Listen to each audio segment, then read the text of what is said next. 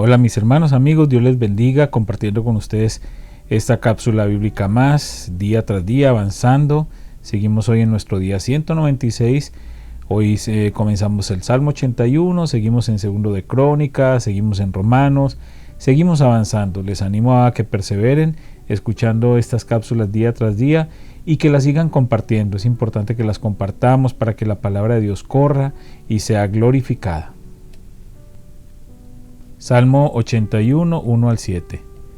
Entonen alabanzas a Dios nuestra fuerza, canten al Dios de Jacob, canten, toquen la pandereta, hagan sonar la dulce lira y el arpa, toquen el cuerno de carnero en la luna nueva y otra vez en la luna llena, para convocar a un festival, pues los decretos de Israel así lo exigen. Es una ordenanza del Dios de Jacob. Él lo hizo ley para Israel cuando atacó a Egipto para ponerlos en libertad. Oí una voz desconocida que decía: ahora quitaré la carga de tus hombros, liberaré tus manos de las tareas pesadas. Clamaste a mí cuando estabas en apuros, y yo te salvé. Respondí desde el nubarrón, y puse a prueba tu fe cuando no había agua en Meriba. Segundo de Crónicas 20, 1 al 37. Después de esto, los ejércitos de los moabitas y de los amonitas y algunos meunitas le declararon la guerra a Josafat. Llegaron mensajeros e informaron a Josafat: un enorme ejército de Edom marcha contra ti desde más allá del Mar Muerto. Ya está en Hazezón Tamar. Esto era otro nombre para Engadi. Josafat quedó aterrado con la noticia y le suplicó al Señor que lo guiara. También ordenó a todos en Judá que ayunaran. De modo que los habitantes de todas las ciudades de Judá fueron a Jerusalén para buscar la ayuda del Señor. Josafat se puso de pie ante la comunidad de Judá en Jerusalén, frente al nuevo atrio del templo del Señor, y oró diciendo: Oh Señor, Dios de nuestros antepasados, solo tú eres el Dios que está en el cielo, tú eres el gobernante de todos los reinos de la tierra, tú eres fuerte y poderoso, nadie puede hacerte frente. Oh Dios nuestro, ¿acaso no expulsaste a los que vivían en esta tierra cuando llegó tu pueblo Israel? ¿Acaso no les diste esta tierra para siempre a los descendientes de tu amigo Abraham? Tu pueblo se estableció aquí y construyó este templo para honrar tu nombre. Ellos dijeron: cuando enfrentemos cualquier calamidad, ya sea guerra, plagas o hambre, podremos venir a este lugar para estar en tu presencia ante este templo donde se honra tu nombre. Podremos clamar a ti para que nos salves y tú nos oirás y nos rescatarás. Ahora mira lo que los ejércitos de Amón, Moab y del monte Seir están haciendo.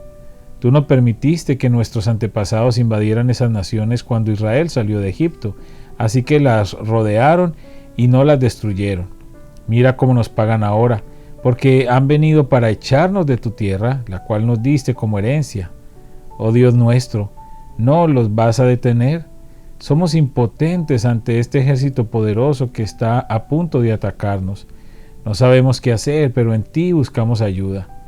Mientras todos los hombres de Judá estaban de pie ante el Señor junto con sus esposas, sus hijos y aún los niños pequeños, el Espíritu del Señor vino sobre uno de los hombres allí presentes. Se llamaba Jaasiel, hijo de Zacarías, hijo de Benaía, hijo de Jehiel, hijo de Matanías, un levita, quien era un descendiente de Asaf. Dijo: escuchen, habitantes de Judá y de Jerusalén, escuche, rey Josafat. Esto dice el Señor: no tengan miedo, no se desalienten por este poderoso ejército, porque la batalla no es de ustedes, sino de Dios. Mañana marchen contra ellos, los encontrarán subiendo por la cuesta de Cis al extremo del valle que da al desierto de Jeruel. Sin embargo, ustedes ni siquiera tendrán que luchar. Tomen sus posiciones, luego quédense quietos y observen la victoria del Señor. Él está con ustedes, pueblo de Judá y de Jerusalén. No tengan miedo ni se desalienten. Salgan mañana contra ellos porque el Señor está con ustedes. Entonces el rey Josafat se inclinó rostro en tierra y todo el pueblo de Judá y de Jerusalén hizo lo mismo en adoración al Señor. Después los levitas de los clanes de Coat y de Coré se pusieron de pie para alabar a viva voz al Señor, Dios de Israel. Temprano a la mañana siguiente, el ejército de Judá salió al desierto de Tecoa. De camino, el rey Josafat se detuvo y dijo: Escúchenme, habitantes de Judá y de Jerusalén. Crean en el Señor su Dios y podrán permanecer firmes. Créanles a sus profetas y tendrán éxito. Después de consultar con el pueblo, el rey nombró cantores que caminaran delante del ejército cantando al Señor y alabándolo por su santo esplendor. Esto es lo que cantaban: Den gracias al Señor, su fiel amor perdura para siempre.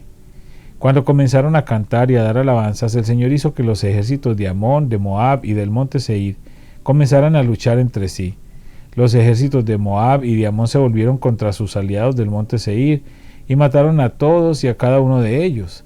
Después de destruir al ejército de Seir, empezaron a atacarse entre sí. De modo que cuando llegó el ejército de Judá, llegó al puesto de observación en el desierto, no vieron más que cadáveres hasta donde alcanzaba la vista. Ni un solo enemigo había escapado con vida. El rey Josafat y sus hombres salieron a recoger el botín.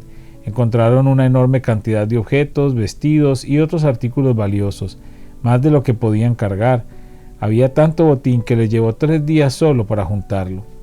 Al cuarto día se reunieron en el Valle de la Bendición, el cual recibió ese nombre aquel día, porque allí el pueblo alabó y agradeció al Señor.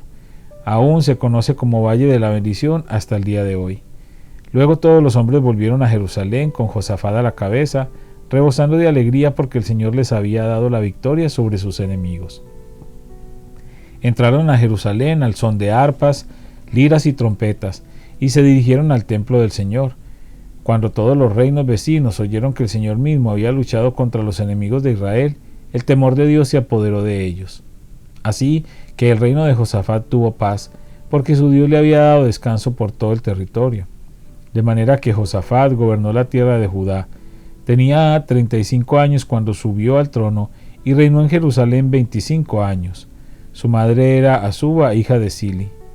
Josafat fue un buen rey, quien siguió los caminos de su padre Asa, hizo lo que era agradable a los ojos del Señor. Sin embargo, durante su reinado no quitó todos los santuarios paganos, y la gente nunca se comprometió por completo a seguir al Dios de sus antepasados. Los demás acontecimientos del reinado de Josafat, desde el principio hasta el fin, están registrados en el registro de Jehú, hijo de Ananí, el cual está incluido en el libro de los reyes de Israel. Tiempo después, Josafat, rey de Judá, hizo una alianza con el rey Ocosías de Israel, quien era un hombre muy perverso. Juntos construyeron una flota de barcos mercantes en el puerto de Esión-Geber. Luego Eliezer, hijo de Dodaba de Maresa, profetizó contra Josafat y le dijo: Por haberte aliado con el rey Ocosías, el Señor destruirá tu labor. Así que los barcos naufragaron y nunca se hicieron a la mar. Segundo de Crónicas 21, 1 al 20. Cuando murió Josafat, lo enterraron con sus antepasados en la ciudad de David. Después su hijo Joram lo sucedió en el trono. Los hermanos de Joram, los otros hijos de Josafat, fueron Azarías, Jehiel, Zacarías, Azaryahu, Micael y Cefatías. Todos estos fueron hijos de Josafat, rey de Judá. Su padre había dado a cada uno de ellos regalos valiosos de plata, oro y objetos costosos, y también les dio algunas de las ciudades fortificadas de Judá, pero designó a Joram para que fuera el siguiente rey porque era el hijo mayor. Sin embargo, cuando Joram se afianzó firmemente en el trono, mató a todos sus hermanos y a algunos de los otros líderes de Judá. Joram tenía 32 años cuando subió al trono y reinó en Jerusalén 8 años. Sin embargo, siguió el ejemplo de los reyes de Israel y fue tan perverso como el rey Acab. Se había casado con una de las hijas de Acab, así que Joram hizo lo malo a los ojos del Señor. No obstante, el Señor no quiso destruir la dinastía de David, porque había hecho un pacto con David y le había prometido que sus descendientes seguirían gobernando, brillando como una lámpara para siempre. Durante el reinado de Joram, los edomitas se rebelaron contra Judá y coronaron a su propio rey. Entonces Joram marchó con todo su ejército y todos sus carros de guerra. Los edomitas rodearon a Joram y a los comandantes de sus carros, pero él los atacó de noche al abrigo de la oscuridad. Aún así, Edom ha sido independiente de Judá hasta el día de hoy. La ciudad de Libna también se rebeló por ese mismo tiempo. Todo esto ocurrió porque Joram había abandonado al Señor Dios de sus antepasados. Había construido santuarios paganos en la zona montañosa de Judá y había incluido a la gente de Jerusalén y de Judá a apartarse del buen camino y a entregarse a dioses paganos. Luego el profeta Elías le escribió la siguiente carta a Joram. Esto dice el Señor, Dios de tu antepasado David, tú no has seguido el buen ejemplo de tu padre Josafat, ni el de tu abuelo Asa, rey de Judá. En cambio, has sido tan perverso como los reyes de Israel. Has llevado al pueblo de Jerusalén y de Judá a rendir culto a los ídolos, tal como lo hizo el rey Acab en Israel. Incluso has matado a tus propios hermanos, hombres que eran mejores que tú. Por eso ahora el Señor está a punto de herirte con un fuerte golpe a ti, a tu pueblo, a tus hijos, a tus esposas y a todo lo que te pertenece. Sufrirás una grave enfermedad abdominal que se empeorará cada día hasta que te salgan los intestinos. Después el Señor incitó a los filisteos y a los árabes, pueblos que vivían cerca de los etíopes, para que atacaran a Joram. Marcharon contra Judá, derribaron sus defensas y se llevaron todo lo que había de valor en el palacio real, incluso a los hijos y a las esposas del rey. Solo quedó con vida Ocosías, el menor de sus hijos. Después de todo esto, el Señor afligió a Joram con una enfermedad intestinal incurable.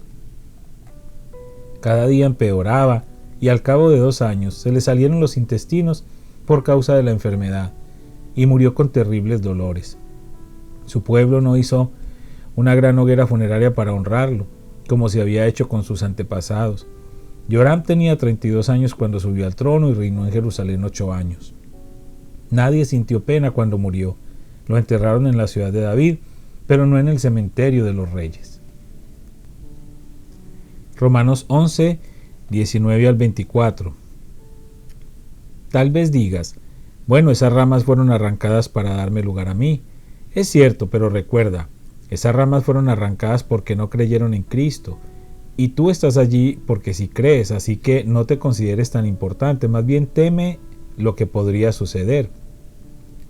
Pues si Dios no perdonó a las ramas originales, tampoco te perdonará a ti.